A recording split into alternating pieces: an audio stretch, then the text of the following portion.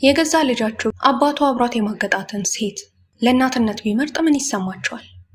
በዛሬው ታሪካችን አሲያ ልጇ ትምህርት ቤት ውስጥ በፈጠረው ችግር ምክንያት ከትምህርት ቤት እንዳይባረር የክፍል ጓደኞቹን ትለምናለች። ኩራቷን ዋጥ አድርጋ ተማጸነቻቸው። እሱ ግን ዘወር ብሎ በቀጥታ ወደ እንጀራ እናቱ እቅፍ ውስጥ ሮጠ። ወደ ቤት ከተመለሰች በኋላ አሲያ ከልጇ የጽሑፍ መልእክት ደረሳት። ፈገግ ብላ ስልኳን አንስታ መልእክቱን ከፈተችው። በትምህርት ቤት ባደረገችው ነገር በጣም እንዳሳፈረችው፣ እንዲያውም ሌላ ከተማ ሄዳ እንድትሰራ ነገራት። አሲያ በደረሰባት ነገር ልቧ ተሰበረ። ባለቤቷ ቤተሰቡን ትቶ ሌላ ሴት አግብቷል። የገዛ ልጇም ደግሞ ያቺን ሴት መርጦ እሷን ርቋታል። በሁኔታው በጣም ያዘነችው አሲያ በምትሰራበት ሆስፒታል የመልቀቂያ ደብዳቤዋን አስገባች። ከዚያም ትዝታና ስቃይ ከበዛበት ከዚህ ቦታ ለመራቅ ወሰነች። በዚያው ምሽት ቮልካን ስለ አሲያ መሄድ ከቅርብ ጓደኛዋ በስልክ ሰማ። ዜናው በጣም ስላስደነገጠውም በድንጋጤ ተዋጠ። ቮልካን ለዴሪን አንድ ምክንያት ፈጥሮ ነገራት። በቢሮ ውስጥ በአስቸኳይ መከናወን ያለበት ስራ እንዳለ በመግለጽ ከቤት በፍጥነት ወጣ።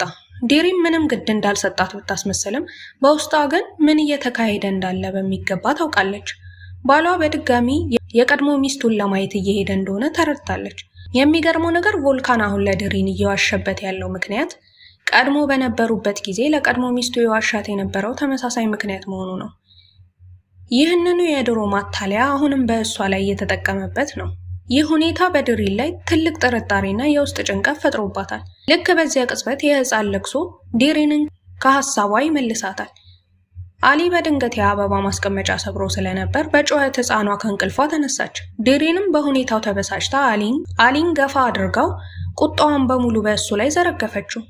ይሁን እንጂ ከጮኸችበት በኋላ ድርጊቷ ተገቢ እንዳልሆነ ከመጠን በላይ እንደሄደች ተረዳች። ወዲያውኑ ለአሊ ይቅርታ ጠየቀችው። በዚህ ጊዜ አሊ የሆነውን ነገር መረዳት ጀመረ። ቮልካን ወደ ቀድሞ ሚስቱ ቤት ሲመጣ ቤቱ ባዶ ሆኖ ያገኘዋል። ለ10 ዓመታት አብረው የኖሩበትን ያንን ቤት ያሳለፉትን ጊዜ እያስታወሰ በከባድ ትዝታና በሐዘን ውስጥ ይወድቃል። ቀድሞ ሚስቱንና የልጁን ፎቶግራፍ እያየ በሰራው ስህተትና በደረሰበት መዘዝ የተነሳ በጸጸት ተሞልቶ ሲያለቅስ ይታያል። በማግስቱ ከንቲባው በጣም አስፈላጊ የሆኑ እንግዶች ለእራት ግብዣ ጠርቶ ስለነበር ቤተሰቡና እንግዶቹ በደስታ እያወሩና እየተሳሳቁ እራታቸውን መብላት ጀመሩ።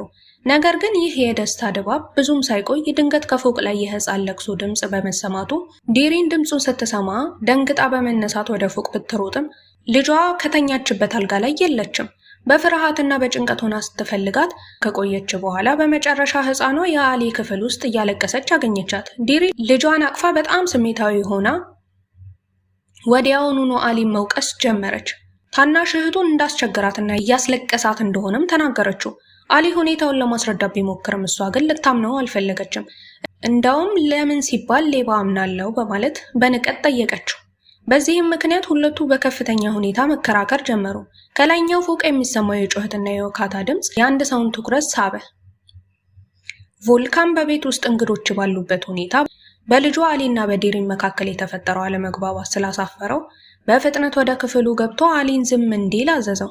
ዴሪን አሊን ያለማቋረጥ ትቆጣው የነበረ ቢሆንም አሊ ግን ያጠፋው ነገር እንዳልነበረ ስለተሰማው ለምን እንደሚወቀስ ሊረዳ አልቻለም። በዚህም ተበሳጭቶ በአባቱ ላይ በመጮህ እንዴት እናቴን እንደሷ ላለች ሴት ብለህ ትተዋታለህ በማለት በቁጭት ጠየቀው። በልጁም ንግግር ክፉኛ የተበሳጨው ቮልካን አሊን በጥፊ መታው። ቮልካን አሊን በጥፊ ከመታው በኋላ ለቤተሰቡ ችግር መፍጠር እንዲያቆም አስጠነቀቀው። ከዚያም በሩን በኃይል ዘግቶ ጥሎት ወጣ። አሊ በእውነት የሚያስብለት ማን እንደሆነ የተረዳው ያኔ ብቻ ነበር። በደረሰበት ጥቃትም ተከፍቶና ተጎድቶ ለእናቱ ለአሲያ ስልክ በመደወል መታ ወደ ቤት እንድትወስደው ተማጸናት። አሲያ የልጇን ለቅሶ በስልክ ስትሰማ ወዲያውኑ በደል እንደደረሰበትና ክፉ ነገር እንደገጠመው ተረዳች። ያለምንም ማመንታት ወደ ቀድሞ ባሏ ቤት በፍጥነት አመራች። በዚያ ቅጽበት ከንቲባው ልጃቸውንና አማቻቸውን እየገሰጹ ነበር። ባህሪያቸውም ግዴለሽነት የተሞላበትና አሳፋሪ እንደሆነ ይነግራቸው ነበር። ልክ በዚያን ጊዜ የቤቱ ደወል ተደወለ። ዴሪን በሩን ስትከፍት የመጣችው አሲያ መሆኗን አየች። እስካሁን ድረስ ካያችሁ ስራዬን ወዳችሁታል ማለት ነው። ስለምትከታተሉኝ አመሰግናለሁ። ቀጣይ ክፍል እንዲደርሳችሁ ሰብስክራይብ ማድረግ እንዳትረሱ።